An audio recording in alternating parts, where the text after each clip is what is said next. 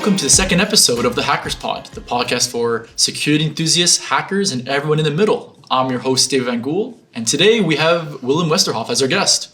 Hi, Willem. Thank you very much. Yeah, it's good to be here. Looking forward. Well, thanks for coming on the show. So, Willem, you are quite the hacker, I've heard. You have almost 40 CVEs under your name. You've hacked, I think, 10 pieces of critical infrastructure of the Dutch infrastructure. And you also did quite an impressive thesis for your bachelor's, and hope we can talk a little bit about that as well. Obviously, our main theme today is hacking hospitals, so we'll definitely get into that. Oh, that's fine. But first, let's start off with, why don't you tell me a bit about yourself? How did you get into hacking? Yes, so actually I had a bit of a weird track during high school. I was already a bit of a hacker, and then I totally flunked out, had other interests, did totally different stuff. I even had studied physical therapy before, and then dropped out because turns out that I like computers better than humans, and switched back to hacking. And that was a lot of fun, but when I started my education, I already knew that, offensive security hacking was the thing that I was going for, also because I had a couple of friends who were already hackers, and that seemed amazing to me. So from there on, it got rolling naturally. But originally, when I was 13, I was cracking games, right? I was hosting LAN parties. I was messing with the computers at school. Yeah, so in hindsight, it was probably a natural path to go. Yeah, makes sense. And so I guess that's eventually after you studied that in university, your thesis. Why don't you tell us a little bit about that? Yes, so actually during university, I got into security more. I did all my internships, and some of them also at hacking companies. And from there on, just, started working part-time as well. For my thesis, I ended up doing what they'd call a commercial thesis. So I would just get paid already as being one of the hackers. But it also meant that there was a bit of pressure for delivery. And my back then boss said, you know what, I think that if we can hack solar panels, you should be able to influence the grid that way. And so that was the theory, and then see if we can make that in practice.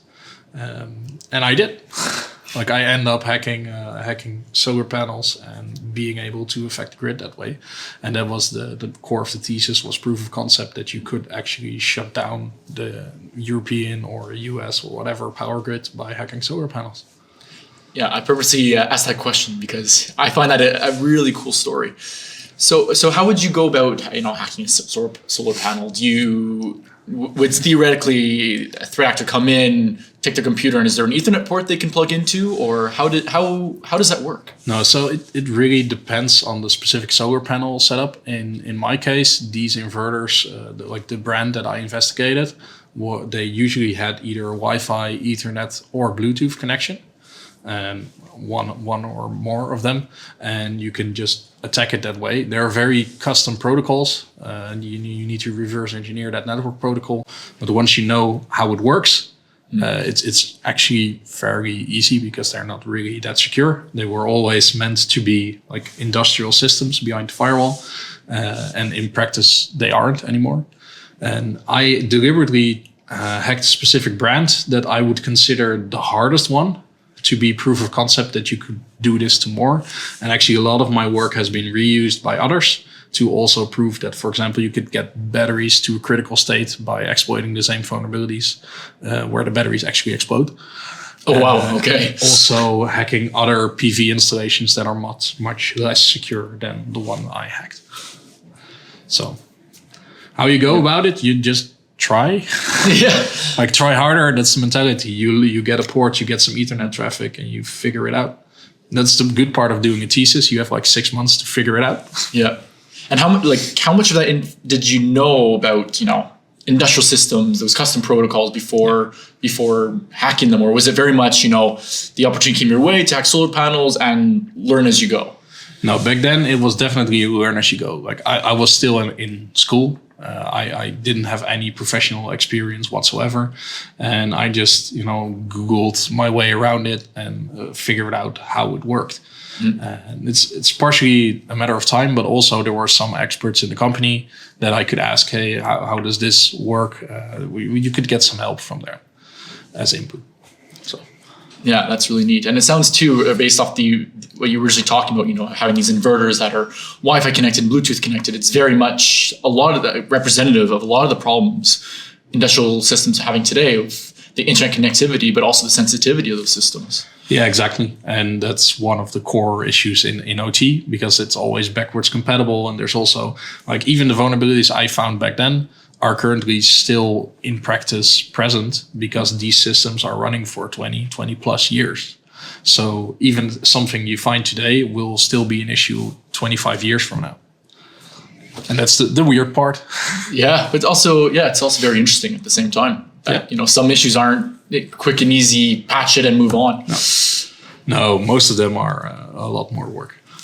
Now, I'm going to pivot this conversation a little because you are kind of known as the hospital hacker per se. You've participated in a lot of assessments where red team assessments where you've hacked hospitals. Yeah. So why don't you tell us a little bit about that? What got you into hospital hacking specifically? What you enjoy about it, etc.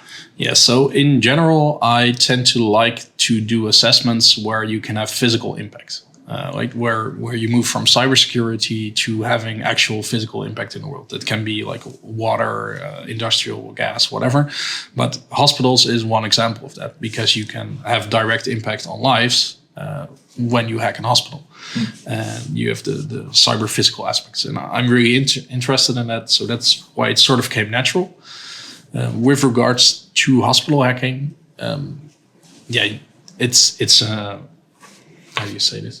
It's an environment that's very vulnerable typically. And you have the human factor of healthcare employees that are really interested in helping you. That's their core business, is helping you. So they are very easy to social engineer via any sort of access. So you always get internal access, right? Mm-hmm. It's not that hard.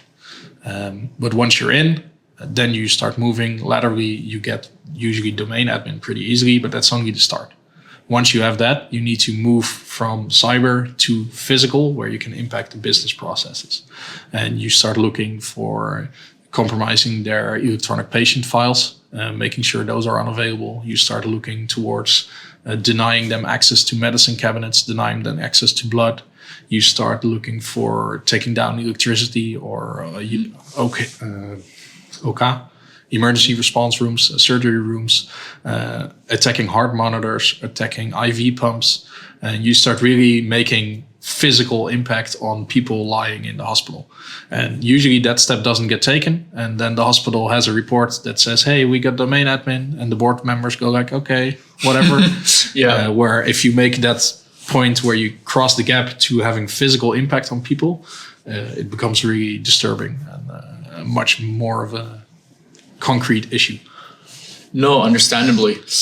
Now, let's start at the beginning of that story. I want to kind of dissect it piece by piece because you mentioned a lot of interesting things in there. And then the first part that I found very interesting was the social engineering aspect, right? Especially the part where hospitals, they're there to take care of people, to treat people, so they're not going to be the quickest people to turn you down or make you walk away. So how does for social engineering, how do you go about doing that in a hospital? Do you have to create a very complex scenario, or is it kind of the day of you prepare something and it usually works? What are the steps that you usually take? Usually up front we do a little bit of OSINT. So you gather information about the hospital, about the organization, what are they currently dealing with, what's their environment like, what sort of people are working there. And you see if you can come up with a proper cover story, right? You need a reason to be there in case someone actually asks. Like it's not uncommon for you to not get confronted at all. But if you are there, you want to walk up to the desk and say, hey, we're here to measure Wi-Fi connectivity because there have been some issues. And then you can just pull out that story and maybe even make a fake statement of work with a autograph of something you find online, and then use that as a cover to walk in there. Mm-hmm. And then even in the places where you shouldn't be, like the server room, we still need to measure the Wi-Fi that's on the inside. So can someone please let us in, right?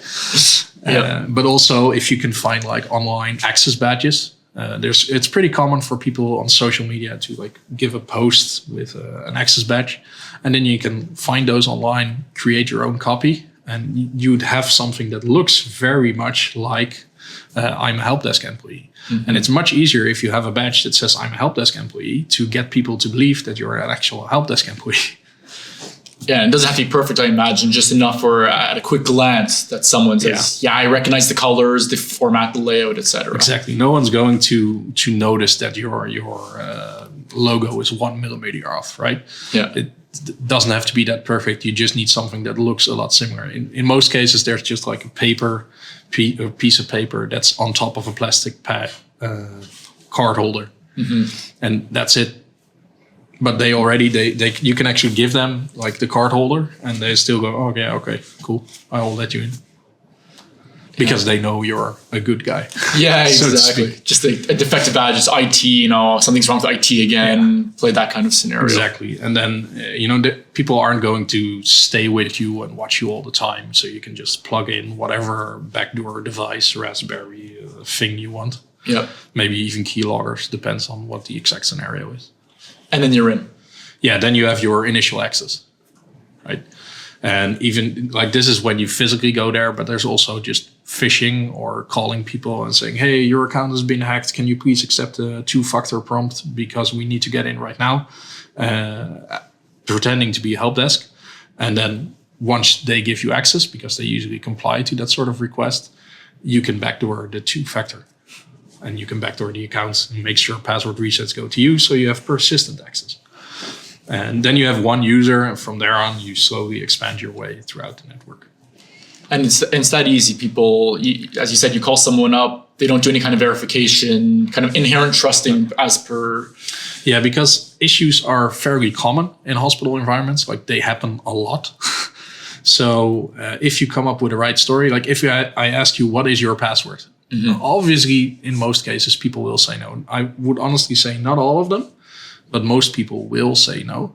But if you come up with a story, like there's an issue, a synchronization issue between servers, like you start a little bit of bullshit bingo that people don't understand in healthcare. And can you help me by resetting your passwords to this value? And then they think, oh, I am helping them and I'm not giving them my password. But in reality, they are, because I'm making them reset their password to a value that I know. Yeah. Right. So net gain for me is the same, but they think, oh, I've helped the help desk. The end.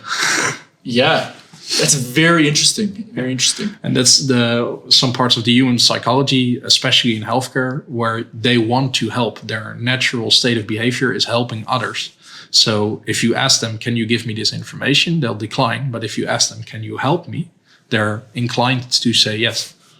Wow. Okay.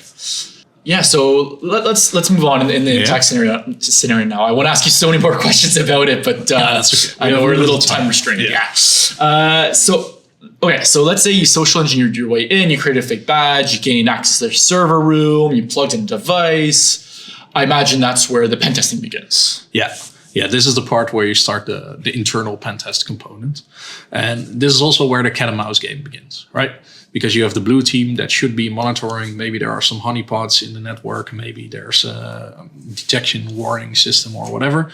And you want to stay somewhat stealthy, but also there's so much going on in a hospital that typically they aren't looking that hard. So there's a trade-off between staying stealthy and getting work done. One of the things you could typically do is do password spray.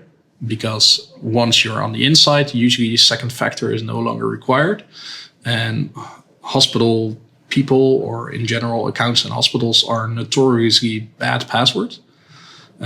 You had the welcome 01 password, that type of thing. I've had cases where I just welcome 01 on all accounts, try once, I get 200 accounts positive results, including domain admins, right?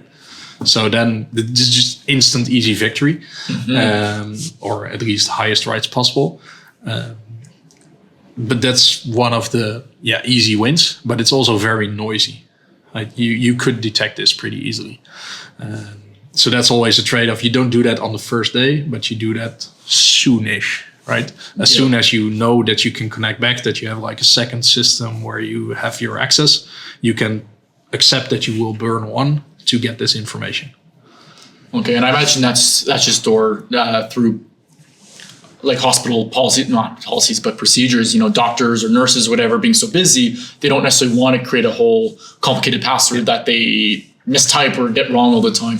Yeah, this has to do with a lot of things. One of the key things is that if you work in a hospital, you need to type that password, I don't know, like 100 times a day. Yeah. Every time you walk into a new room with a new patient, you need to log in and use that password. So they are not going to accept that needs to be a 25 character password, right? It's not gonna happen because the user friendliness is so bad. And the same for emergency rooms. Like if you are at the actual emergency room, you don't have time to, do your 2FA. You don't have time to make a large complex password. You need to act right now. Mm-hmm. So there are a lot of cases why this is happening. But it's also partially like behavior. Like typing welcome 01 isn't that much faster than typing, I don't know, like a 12 character password. But that already makes a huge difference just because of the length, the amount of options. Increases the complexity. Yeah. Okay, so let's say, you're plugged in, you pass your spray, you get John Doe's account. Yeah. How long would it be for you to then, between there and get domain admin? Yes. On average, how complex would that be? On average, like 4 hours max. In most cases, we get domain admin prior to launch on the first day in hospital situations. Once you're on the inside, like initial access takes a bit longer, but once you're in, usually 4 hours, you're good.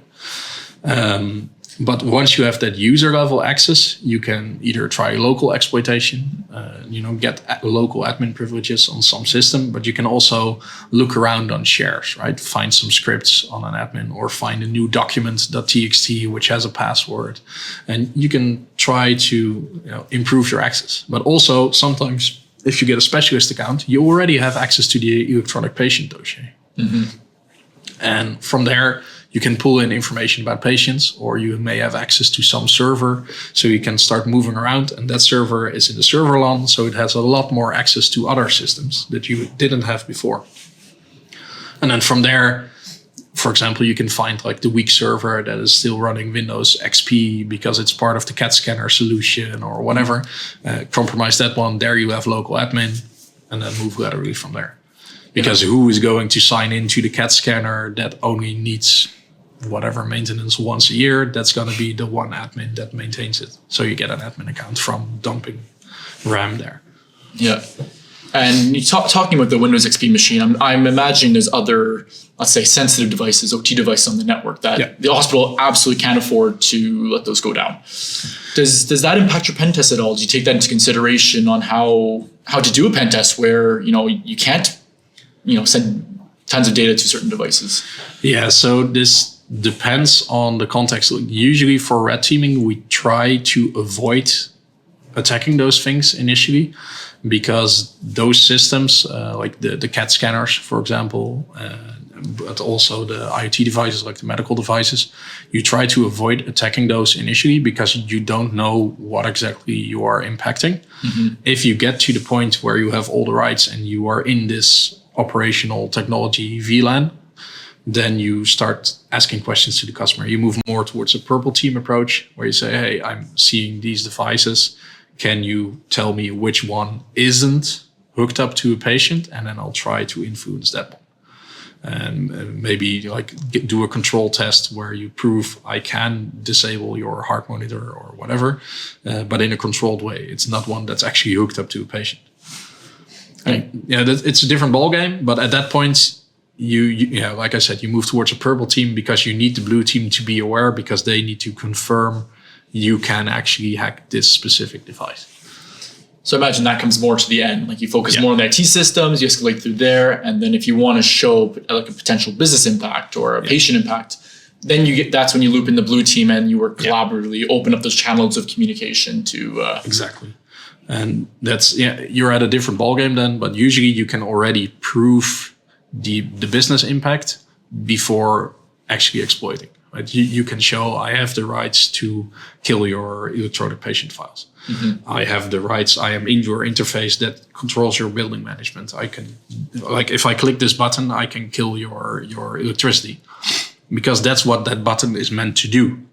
So you can show I have the rights, but then actually doing it, that's a different step, right? Yeah. You don't necessarily need to do that step. Sometimes you can, sometimes you can't. Sometimes the customer just says, haha, that's fine. Please stop. Yeah. I will believe you. And I guess that also allows you really show impact of your findings to whoever the report is sent to, either the CISO or the board of directors, to really show kind of what you mentioned at the very beginning. Yeah, domain admin, so what? But if I can make a whole operating room go dark in the middle of a procedure, there's a huge impact. Exactly, and that's the like crossing the cyber physical bridge.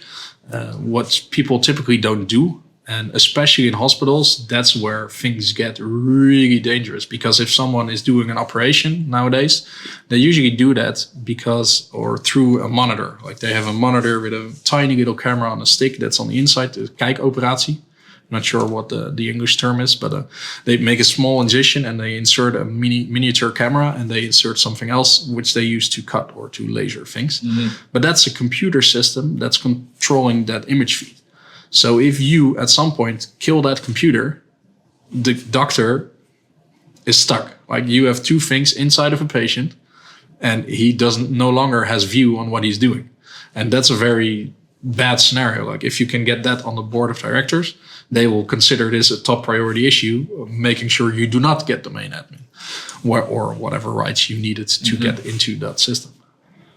Yeah, understandably. And that'd be just terrifying as a patient, as a doctor, for everyone concerned. Exactly. And there are already like proof of concept videos, even on YouTube, on how to like kill a patient by hacking an IV.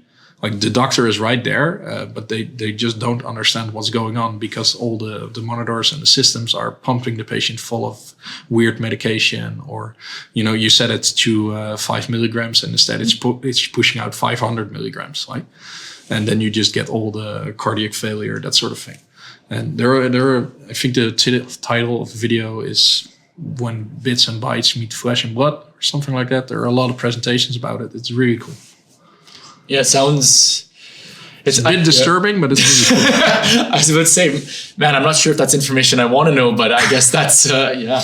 No, but like I'm not even kidding. Some of the findings in there have been made public 5 years ago, but these medical systems are still in use by hospitals. Like we know that this is a possibility. We know that it can happen, but you can't buy this equipment anymore due to the medical standard not being met and everything.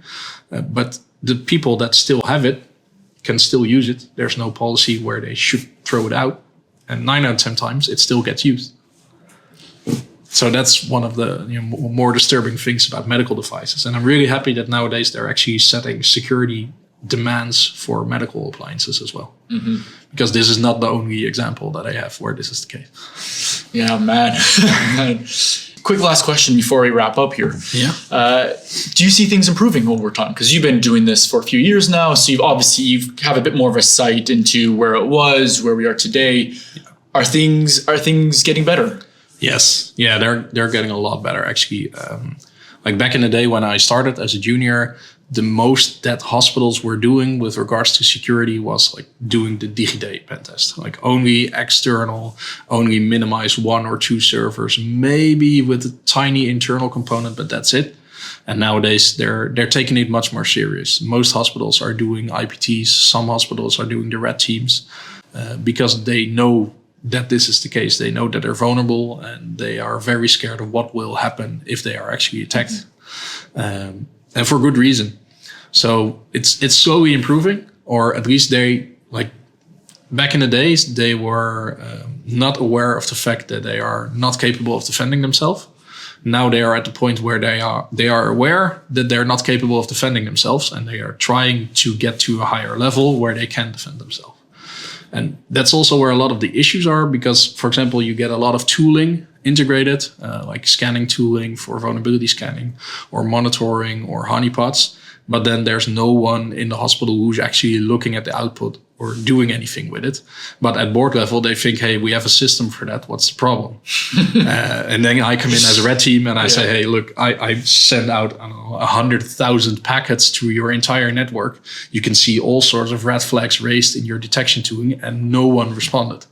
What's going on?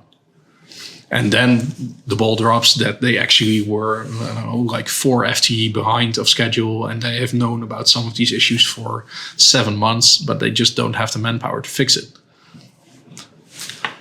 Yeah, so what you're saying, I'll be honest, it's a bit reassuring, but also still kind of terrifying. Yeah, welcome to the harsh reality. Fair enough. Well, Willem, I want to thank you very much for your time. It was a pleasure having you on the show. Yeah, thank you. It was good to be here, and I'll see you around. Sounds good.